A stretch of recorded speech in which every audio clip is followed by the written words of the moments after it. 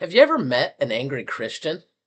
You know, you may have come across Christians who love to grumble, complain, or even speak harshly about other people.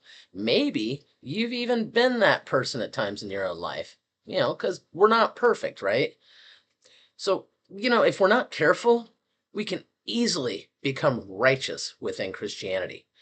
After all, we know the truth, and others may not. You might see how tempting it can be to look down upon other people, demean them, or consider them as worse off than ourselves. But this misses the point of the gospel of Jesus.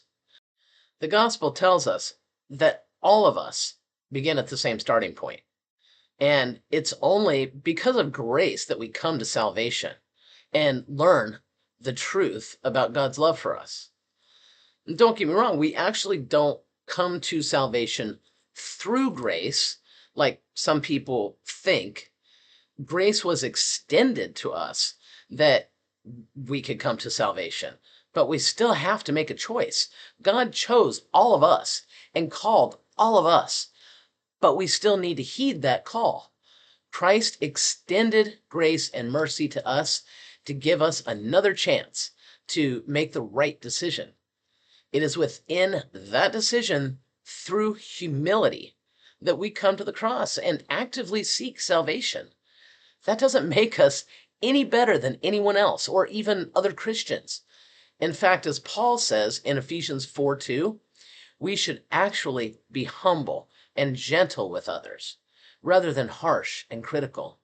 He says we're to be patient with one another, helping one another in every way that we can so that we all grow together. These ideas aren't original to Paul. They actually come from how Jesus lived his life. As followers of Jesus, we should strive to be gentle, humble, and patient with everyone in our life, regardless of whether they look or think a different way. Every person deserves dignity, respect, patience, and love. So perhaps you can take some time today to think of a few ways that you can grow in patience, that you can grow in humility and love with others.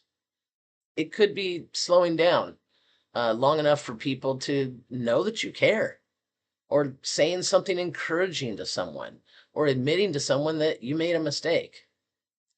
So make the decision today to live in humility and grace with others.